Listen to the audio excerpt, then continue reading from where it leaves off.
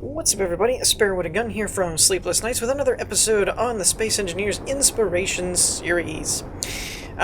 This episode is going to be a little bit different, mainly, probably a little bit more after this ship. This one's a little bit more up our normal alley, but it's primarily focused on creativity a little bit more than actual use, with the exception of this one. Our next two are a little bit more on the cool concept side rather than I could totally see somebody actually using it in their survival world or something. This one's a little bit on the middle ground. You probably could, but it does seem like it would require a lot of resources, not like an early start game, just from the sheer amount of materials and stuff. I think. I could be wrong. But this is the Daenerys Destroyer. It's an advanced combat ship, I believe. I hope I got that right. If not, just pay attention to the description. I take more time with those. I get those right usually. So anyways, it's a combat ship, but what's interesting is its primary focus was not designed for straight up damage or taking down capital ships or things. It was actually designed to be able to tank torpedoes. So most ships and the way they're designed, they're vulnerable to big torpedoes and things like that. I believe when they say torpedoes, they're talking about the warheads with thrusters on them, not like the missiles. That's what I understand, is they're like launched warheads. And so you'll notice there's a lot of armor around the edges and perimeter of the ship and stuff like that. So you can have the external thrusters get destroyed or damaged, but inside the ship there's hidden armor-plated type stuff beneath all of the bulkhead for the hydrogen thrusters and things of that nature, as well as a hyped-up gravity drive, from what I understand. Now, I say gravity drive, but it is done with a spherical gravity generator, so I don't know how easy it would be to pilot. But in an emergency, you could project the ship in a direction or something like that. So that's interesting. So let's go ahead. I think I've done enough fly-arounds. The outside is pretty cool. This is a vanilla build, so again, some of the details is pretty interesting to me, thinking that you're not using modded blocks, because those tend to be designed for detail purposes. So we have a little hangar in here. Looks like either one larger ship or two small fighter size, though there is one connector, which is a little odd to me. Maybe it was designed for one medium-sized ship then. Okay, hangar doors. I'm guessing one is for one? Oh, no. Okay, I don't know what that first button's for. Maybe to turn them on? Or to... Oh, it's probably open and close manually. Got it. Getting better at figuring out how things work without it being displayed all over every screen. Here we go. So here's your armor-plated thrusters that are within the high-density hull, basically. So if something happened to the exterior thrusters, you could activate these and still move. I don't know how long it would last, because that is a lot of hydrogen thrusters. So I'm not really sure how long those would actually be able to keep you afloat for. But it would be enough to get you out of harm's way. There are like 5 jump drives or something. Now, to be quite honest, because I have not done a ton in survival since a lot of these major block updates have happened, I've kind of been stuck on my builds. Or build, rather. I don't know exactly how the jump drives work, so I'm not sure if can you combine like 5 of them, jump all at once, and jump further? Or is that a power thing to where you can have 5 that are fully charged? I'm not really sure how all that works. There is a remote block here. Not really sure what that would be for. Does this come out on the same side? Or I mean the other side? Yes. Okay, so it has an identical mirror from the looks of things. I'm stuck. Okay, so that's probably going to go towards the bridge. This is our cryo chamber area with the med bay and vents. And another cockpit. Oh, that's right. There is a note in the description that there's like an emergency cockpit or something where you can fly. Gravity drive. forward, reverse, gravity shields, and turrets. I believe, I'm not sure because I don't recall it mentioning shields in the description. I believe that's where you invert a spherical generator and it pushes things away from it. So I don't think that will affect missiles and chain turrets, but stuff like the warheads on a thruster, like a torpedo, that's made from blocks that can be affected by gravity, I think that will apply, and you can repel those that way, I think. Like I said, I haven't really done too much playing in survival and with the game mechanics because I've been too busy doing building and stuff. There's an exterior access point there, and then it's going to go up to the bridge. Or down? Oh, down and then up. I was gonna say, the bridge is higher. That was confusing. Okay, I do like this layout of a bridge, though. It's like, you can actually see what's going on all the way around you. I think that's pretty cool. So that doesn't do anything. So it's gotta be this front one is probably the main. Yeah. Okay, so you have your hydrogen thrusters that are off, the gravity drive forward and reverse. Now, I don't know how this works exactly. I mean, I understand how gravity drive works from other builds, but you see all the spherical, so I'm not really sure how you control the spherical gravity to be in just a forward or a backward kind of thing, but I don't see any normal gravity generators on here on the list, so I'm assuming that that's what's propelling the drive.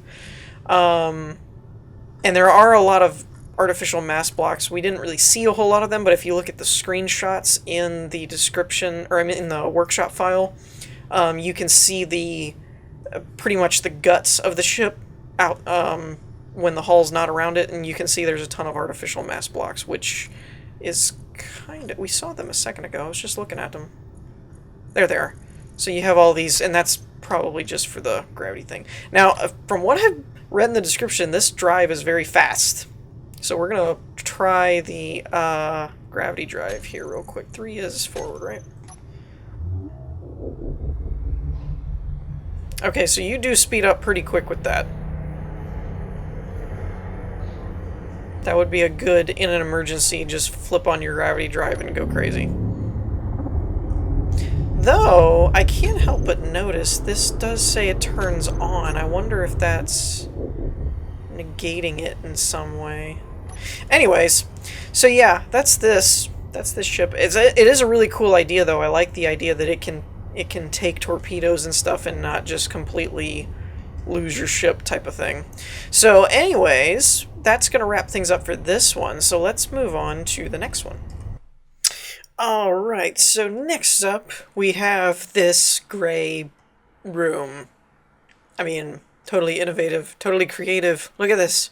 Can any of you make such an interesting, detailed gray room? Okay, I'm done. So, this is actually... let's see if I can change the sound settings. There we go. Wow, that's loud. Okay, so this is actually a map called SE Nightlife, which I just saw the thumbnails and thought this is hilarious, and I totally have to show this. It's basically a nightclub, which I thought was just like... it's just so great. It's like, who comes up with this stuff? It's great. Love it. The one thing that I'm not really sure about is in the screenshots... Oh, yeah, sorry for any of you that have, like, epilepsy or something. I should have warned that. I don't know if that actually triggers anything or not, but look away. There is actually a warning of that in the description, but like I said, I say it jokingly, but I really don't know if that causes a problem or not. I hope not. I would feel bad now if there's people watching my videos that are now like seizing. That would not be cool. Anyways, but yeah, I love the idea that it's just kind of like I think space engineers, I think like spaceships and rocket ships and other planets. I don't think nightclub, but it's awesome. Like all of the light work and stuff that went into this is crazy. Like that's awesome. It's got like changing strobes and lights and everything. That's just cool. I think it's awesome. So, anywho, that's what I was saying before about this is probably not the most useful per se. Like, I can't see tons of people that are like, oh, I'm totally just gonna load this into my survival world and this is gonna be my base. I mean, some people maybe. Might be what you're into, I don't know. It's hysterical though. It's just a really well thought out idea for a map kind of thing, complete with the speakers and all that stuff too. I will admit this though, I don't know what music is playing, so you know, if it's a bad song or something, then that's not my fault. I didn't do it. Wasn't me. But yeah, it's great though. I thought this was awesome. It's even got like the DJs back over here, which this is really cool too. The use of the different like bar graphs and textures and things, LCD screens, and it was a really cool idea. Well, very well done, very well thought out. I like it. I don't know that there's... I honestly think we might have kind of shown everything off. Oh, I started to say, though, the strobe lights caught me off guard. I don't know why exactly, but in the workshop file, it looks like the room is, like, black, or dark at least, and then there's all the lights, and for some reason, it's very bright in here for me. Like, it's not... all of the lights are lighting it up and you're seeing like dark room and then lights. It's kind of like everything's white. So I don't know if that's just like a version issue, like because I'm on the development build, if there's a lighting change they made, or if was designed in DX9 or something. I don't know. I don't really know. I don't know if that's just a me thing or if that's something in just how the screenshots were taken that made it look that way. But anyways, I think that's going to do it for this one, because I don't think there's really that much else to see. It was just a really cool idea. I just thought it was, particularly the lights, coming from having done programming tutorials and worked with timer blocks and things like that. I know that probably wasn't, it probably wasn't uber complicated, but it probably took a long time to get all the lights and stuff to work right. I don't know why these are all bubbles either, unless that's a mod. That might be a mod. Because I don't recall the spotlights projecting bubbles. But anyways, so that's... oh, whoa, that is bright. Wow. Okay, so that's going to do it for this one. So let's move on to the last one. Okay, so this one is called Rage Simulator. I hope it's doesn't quite live up to its name, because that wouldn't be very fun.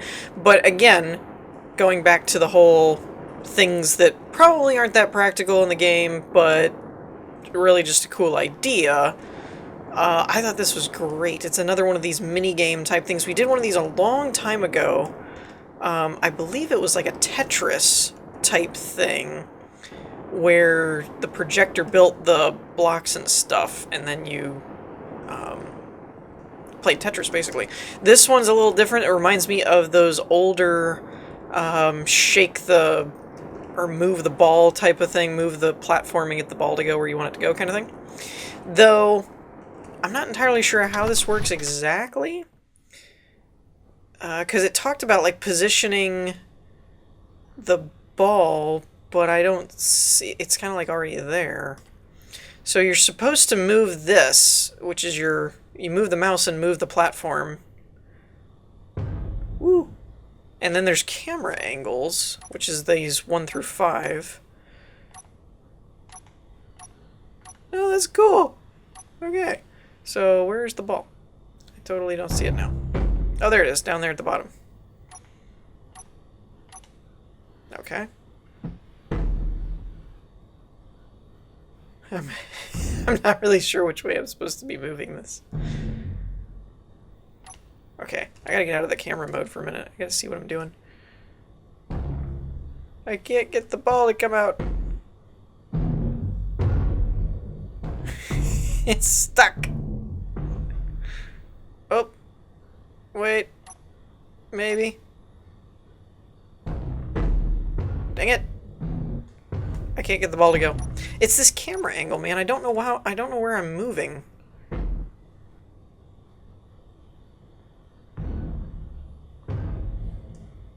I don't know if I'm doing this right at all. I can't even get the ball to go down. Come on. Stop going backwards. I'm probably doing something completely wrong. It said move just the mouse. I was trying to figure out if there's a way to, like, move with, the thruster keys type of thing, but seriously, I can't even get the ball out of the main starting area. I'm totally doing something wrong.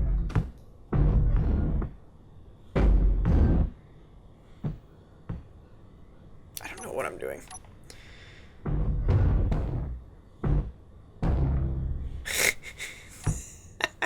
I'm so bad at this. But for reals, though, like, it's kind of annoying because I'm just getting... Though, there's something in the description that said to move the ball to the starting area or something, and I never did that, so I'm wondering if I even have it in the right place, and that, if I don't, it would probably explain quite a bit.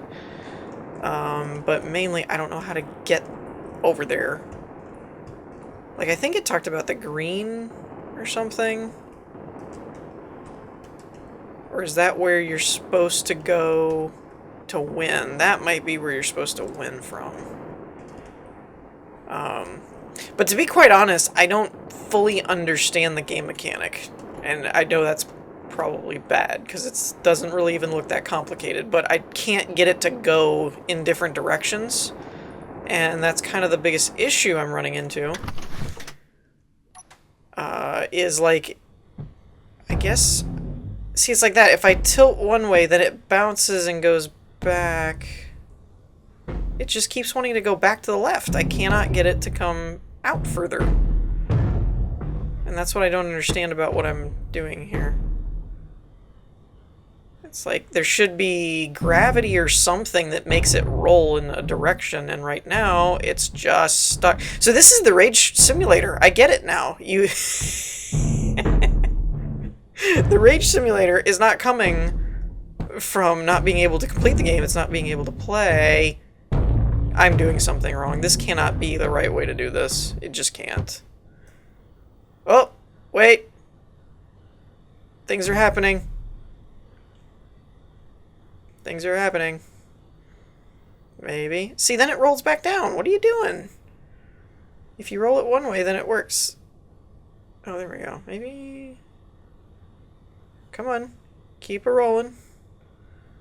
Hey, we're doing things. Stuff is happening.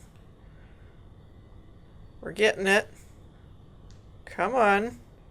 It's kind of strange. It's almost like if you roll it past a certain point, then it like goes back the other way. It's kind of jarring.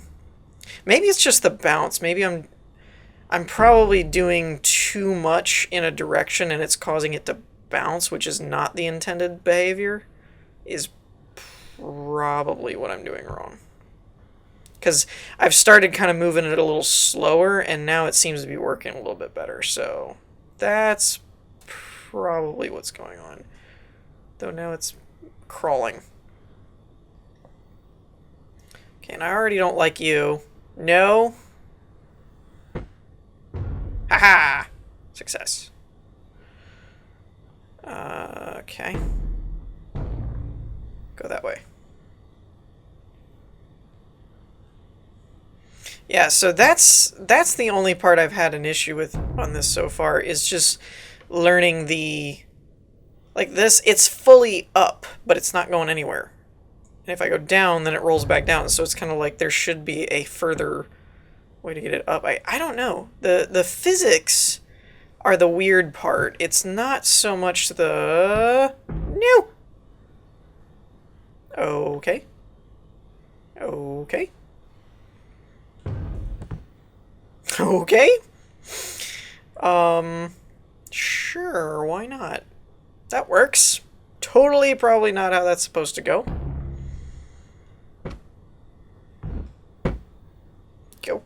go. Yeah, that's the only strange part, to be honest. Like this, I'm all the way over to the right. I can't make it go over any further, but it's like stalling, and it's kind of one of those like I can't get it to go any further to the left or the right. I mean, so that's the only strange part that I'm running into. Other than that, it's kind of awesome. Okay, going down, not up. So roll this way. I guess. I don't know. The direction, I can't tell if it's inverted or not. That's the other thing. Like, is up down or is down up? Because like this, it gets to a spot and then it just sticks. Or like that, when you're pushing to the left. Do I have to get in this crevice over here? Is that what's going on? No. Go down. Yeah, see, if I go up, I go down. If I go down, I go down. It's kind of confusing. But don't get me wrong, I'm sure it's my fault. And I'm not... Wait. Okay. Stuff happened. I hit a timer block. Oh, there it goes. Okay, go left. I don't understand how you're fully left and it won't go left. Maybe it is inverted. But then it keeps pulling back to the right when I go right. See, that's what I was talking about. I'm all the way to the left, and it's not wanting to go to the left. But if I go right, it ends up all the way to the right, too. It's kind of like both directions are the same direction. It's very strange. Very strange. I also feel like you have to do this at a certain time, because now I can't get through there. So anyways... I'm not, like, I think the idea is incredible and cool. I'm not so sure about how it's laid out control-wise. The controls are a little bit hard to figure out. Not so much to use. If I knew more of how they worked, I could probably use it more effectively. But the understanding what direction does what and how you're supposed to move things is very strange. But the other thing, too, is if you'll notice the camera angles, you start down here, but the controls are up there, so it's probably inverted, I would imagine. But I don't know that to be sure, because like I said, usually inversion is like, if you hit up, you go down. If you go down, you go up. This was almost like, it seemed like there were times where if I went up, I went down. If I went down, I went down. And it was kind of like, I'm missing some directions here. But like I said, I'm usually pretty derpy and not the best at some of this stuff, so I would not point fingers at it being broken or something, more so that I just don't understand it correctly. So with that note, I do think it's a really awesome idea, much like the Tetris thing, and I love mini games inside games. I think it's a really cool sign of ingenuity and creativity when people can make a game basically become another game. It's like gameception. It's really cool. Very innovative. So I think that's going to do it for us for this episode. So I'm going to wrap things up here. In the meantime, I hope you all enjoyed. If you did, leave a like, and I'll see you all next time. Peace.